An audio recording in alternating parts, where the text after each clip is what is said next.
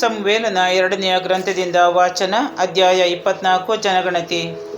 ಸರ್ವೇಶ್ವರ ಸ್ವಾಮಿ ಮತ್ತೆ ಇಸ್ರೇಲರ ಮೇಲೆ ಕೋಪಗೊಂಡರು. ಇಸ್ರೇಲ್ ಹಾಗೂ ಯಹೂದ್ಯ ಕುಲಗಳವರ ಜನಗಣತಿ ಮಾಡುವುದಕ್ಕೆ ದಾವೀದನನ್ನು ಪ್ರೇರೇಪಿಸಿದರು. ಅರಸನು ತನ್ನ ಹತ್ತಿರದಲ್ಲಿದ್ದ ಸೇನಾಪತಿಯಾದ ಯೋವಾಬನಿಗೆ, ಜನಸಂಖ್ಯೆ ಗೊತ್ತಾಗುವ ಹಾಗೆ ನೀನು ದಾನ್ ಊರಿನಿಂದ ಬೇರ್ಷೆಬದವರೆಗೆ ಸಂಚರಿಸಿ ಇಸ್ರೇಲ್ ಕುಲಗಳ ಎಲ್ಲ ಜನರನ್ನು ಲೆಕ್ಕ ಮಾಡಿಕೊಂಡು ಬಾ ಎಂದು ಆಜ್ಞಾಪಿಸಿದನು. ಆಗ ಯೋವಾಬನು, ನನ್ನ ಒಡೆಯರಾದ ತಮ್ಮ ಆಯುಷ್ಕಾಲದಲ್ಲೇ ದೇವರಾದ ಸರ್ವೇಶ್ವರ ತಮ್ಮ ಪ್ರಜೆಯನ್ನು ಈಗ ಇರುವುದಕ್ಕಿಂತ 100ರಷ್ಟು ಹೆಚ್ಚಿಸಲಿ. ನನ್ನ ಒಡೆಯರಾದ ಅರಸರು ಈ ಕಾರ್ಯಕ್ಕೆ ಮನಸ್ಸು ಮಾಡಿದೇಕೆ ಎಂದನು. ಆದರೆ ಅರಸನು ಯೋವಾಬನಿಗೂ ಇತರ ಸೇನಾಪತಿಗಳಿಗೂ ಕಿವಿಯೊಡೆದೆ ತನ್ನ ಮಾತನ್ನೇ ಸಾಧಿಸಿದ್ದರಿಂದ ಅವರು ಇಸ್ರಾಯೇಲರನ್ನು ಲೆಕ್ಕಿಸುವುದಕ್ಕಾಗಿ ಅರಸನ ಸನ್ನಿಧಿಯಿಂದ ಹೊರಟು ಹೋದರು. ಅವರು ಜೋರ್ಡಾನ್ ನದಿಯನ್ನು ದಾಟಿ ಗಾದ್ ತಗ್ಗಿನಲ್ಲಿರುವ ಪಟ್ಟಣದ ಬಲ ಪಾರ್ಶ್ವದಲ್ಲಿರುವ ಆರೋಯರಿನಿಂದ ತೊಡಗಿ ಎಗ್ಜೇರಿಗೂ, ಅಲ್ಲಿಂದ ಗಿಲ್ಯಾದ್ ಪ್ರಾಂತ್ಯ, ತಕ್ತೀಮ್, ಹೋಜಿ ಪ್ರದೇಶ ಇವುಗಳ ಮೇಲೆ ಯಾನಿನ ದಾನ್ ಎಂಬಲ್ಲಿಗೂ ಬಂದರು. ಅಲ್ಲಿಂದ ತಿರುಗಿಕೊಂಡು ಚೀದೋನ್, ತೂರ್ಕೋಟೆ, ಹಿವ್ವಿಯರ ಹಾಗೂ ಕಾನಾನ್ಯರ ಪಟ್ಟಣಗಳು ಇವುಗಳ ಮೇಲೆ ಯಹೂದ್ಯ ಪ್ರಾಂತ್ಯದ ದಕ್ಷಿಣ ದಿಕ್ಕಿನಲ್ಲಿರುವ ಬೇಷೆಬಕ್ಕೆ ಬಂದರು. ಹೀಗೆ 9 ತಿಂಗಳು 20 ದಿವಸಗಳಲ್ಲಿ ನಾಡನ್ನೆಲ್ಲ ಸಂಚರಿಸಿ ಜೆರೂಸಲೇಮಿಗೆ ಹಿಂತಿರುಗಿದರು. ಯೋವಾಬನು ಅರಸನಿಗೆ ಒಪ್ಪಿಸಿದ ಜನಗಣತಿಯ ಅಂಕೆ ಸಂಖ್ಯೆಗಳಲ್ಲಿ ಇಸ್ರೇಲರಲ್ಲಿ ಯುದ್ಧಕ್ಕೆ ಹೋಗತಕ್ಕ ಸೈನಿಕರು 8 ಲಕ್ಷ ಹಾಗೂ ಯಹೂದ್ಯರಲ್ಲಿ 5 ಲಕ್ಷ ಇದ್ದರು. ಜನರ ಎಣಿಕೆ ಮಾಡಿಸಿದ್ದಂಥ ನಂತರ ದಾವೀದನನ್ನು ಮನಸ್ಸಾಕ್ಷಿ ಕಾಡತೊಡಗಿತು.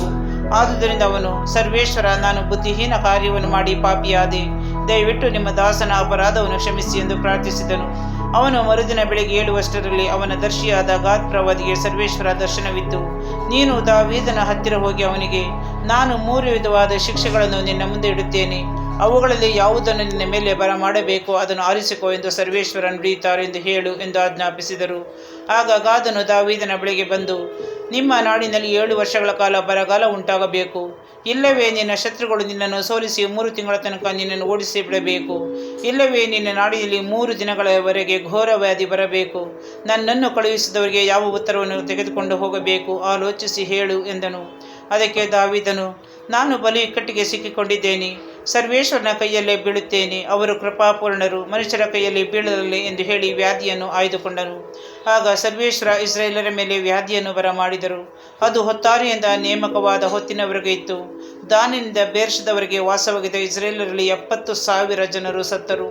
ದೇವದೂತನು ಜೆರೂಸಲೇಮಿನ ಸಂಹರಿಸುವುದಕ್ಕೆ ಕೈ ಚಾಚಿದಾಗ ಸರ್ವೇಶ್ವರ ಆ ಕೇಡಿನ ವಿಷಯದಲ್ಲಿ ನೊಂದುಕೊಂಡು ಸಂಹಾರಕ ದೂತನಿಗೆ, ಈಗ ಸಾಕು, ನಿನ್ನ ಕೈಯನ್ನು ಹಿಂದೆಗೆ ಎಂದು ಆಜ್ಞಾಪಿಸಿದರು. ಆಗ ಆ ದೂತನು ಯೆಬೂಸಿಯನಾದ ಆರೋನನ ಕಣದಲ್ಲಿದ್ದನು. ದಾವೀದನು ಜನಸಂಹಾರಕ ದೂತನನ್ನು ಕಂಡಾಗ ಸರ್ವೇಶ್ವರನಿಗೆ, ಮೂರ್ಖತನದಿಂದ ಪಾಪ ಮಾಡಿದವನು ನಾನು, ಕುರಿಗಳಂತಿರುವ ಈ ಜನರು ಏನು ಮಾಡಿದ್ದಾರೆ? ನಿಮ್ಮ ಕೈ ನನ್ನನ್ನು ನನ್ನ ಮನೆಯವರನ್ನು ಶಿಕ್ಷಿಸಲಿ ಎಂದು ಬೇಡಿಕೊಂಡನು. ಅದೇ ದಿನದಲ್ಲಿ ಗಾದನು ದಾವೀದನ ಬಳಿಗೆ ಬಂದು, ನೀವು ಹೋಗಿ ಯೆಬೂಸಿಯನಾದ ಆರೋನನ ಕಣದಲ್ಲಿ ಸರ್ವೇಶ್ವರನಿಗಾಗಿ ಒಂದು ಬಲಿಪೀಠವನ್ನು ಕಟ್ಟಿಸಿ ಎಂದು ಹೇಳಿದನು. ದಾವೀದನು ಗಾದನ ಮುಖಾಂತರ ತನಗಾದ ಸರ್ವೇಶ್ವರನ ಅಪ್ಪಣೆಯಂತೆ ಹೊರಟನು. ದಾವೀದನು ಅವನ ಸೇವಕರು ತನ್ನ ಬಳಿಗೆ ಬರುವುದನ್ನು ಆರೋನನು ಕಂಡು ಅವರ ಮುಂದೆ ಹೋಗಿ ಅರಸನಿಗೆ ಸಾಷ್ಟಾಂಗ ನಮಸ್ಕಾರ ಮಾಡಿದನು. ನನ್ನ ಒಡೆಯರಾದ ಅರಸರು ತಮ್ಮ ಸೇವಕನ ಬಳಿಗೆ ಬರುವುದಕ್ಕೆ ಏನು ಕಾರಣ ಎಂದು ಕೇಳಿದನು. ದಾವೀದನು, ವ್ಯಾಧಿಯು ಜನರನ್ನು ಬಿಟ್ಟು ಹೋಗುವಂತೆ ನಾನು ನಿನ್ನ ಕಣವನ್ನು ಕೊಂಡುಕೊಂಡು ಅದರಲ್ಲಿ ಸರ್ವೇಶ್ವರನಿಗಾಗಿ ಒಂದು ಪೀಠವನ್ನು ಕಟ್ಟುವುದಕ್ಕೆ ಬಂದಿದ್ದೇನೆ ಎಂದು ಉತ್ತರ ಕೊಟ್ಟನು. ಆಗ ಆರೋನನು ದಾವೀದನಿಗೆ, ನನ್ನ ಒಡೆಯರಾದ ಅರಸರು ತಮಗಿಷ್ಟವಾದುದನ್ನು ತೆಗೆದುಕೊಂಡು ಬಲಿ ಅರ್ಪಿಸೋಣವಾಗಲಿ. ಇಲ್ಲಿ ಬಲಿದಾನಕ್ಕೆ ಹೋರಿಗಳು, ಸೌದೆಗೆ ಹಂತಿ, ಕುಂಟೆಯಂತಾದ ಎತ್ತಿನ ಸಾಮಾನುಗಳು ಇರುತ್ತವೆ. ಇವುಗಳನ್ನೆಲ್ಲ ಅರಸರ ಸೇವಕನಾದ ನಾನು ಅರಸರಿಗೆ ಅರ್ಪಿಸುತ್ತೇನೆ. ನಿಮ್ಮ ದೇವರಾದ ಸರ್ವೇಶ್ವರ ನಿಮಗೆ ಪ್ರಸನ್ನರಾಗಲಿ ಎಂದು ಹೇಳಿದನು. ಅರಸನು ಆರೋನನಿಗೆ, ಹಾಗಲ್ಲ, ನಾನು ನಿನ್ನಿಂದ ಕ್ರಯಕ್ಕೆ ತೆಗೆದುಕೊಳ್ಳುತ್ತೇನೆ. ನನ್ನ ದೇವರಾದ ಸರ್ವೇಶ್ವರನಿಗೆ ಸುಮ್ಮನೆ ಸಿಕ್ಕಿದ್ದನ್ನು ಬಲಿದಾನವಾಗಿ ಅರ್ಪಿಸಲಲ್ಲೇನು ಎಂದು ಹೇಳಿ ಆ ಕಣವನ್ನು, ಹೋರಿಗಳನ್ನು 50 ಬೆಳ್ಳಿ ನಾಣ್ಯಕ್ಕೆ ಕೊಂಡುಕೊಂಡನು. ಅಲ್ಲಿ ಸರ್ವೇಶ್ವರನಿಗೆ ಬಲಿಪೀಠವನ್ನು ಕಟ್ಟಿಸಿ ಅದರ ಮೇಲೆ ಅವರಿಗೆ ದಹನ ಬಲಿಗಳನ್ನು ಹಾಗೂ ಶಾಂತಿ ಸಮಾಧಾನದ ಬಲಿಗಳನ್ನು ಅರ್ಪಿಸಿದನು. ಹೀಗೆ ನಾಡಿನ ಮೇಲಿದ್ದ ಸರ್ವೇಶ್ವರನ ಕೋಪ ಶಮನವಾಯಿತು. ಇಸ್ರಾಯೇಲರಲ್ಲಿದ್ದ ಆ ಸಂಹಾರಕ ವ್ಯಾಧಿ ನಿಂತು ಹೋಯಿತು.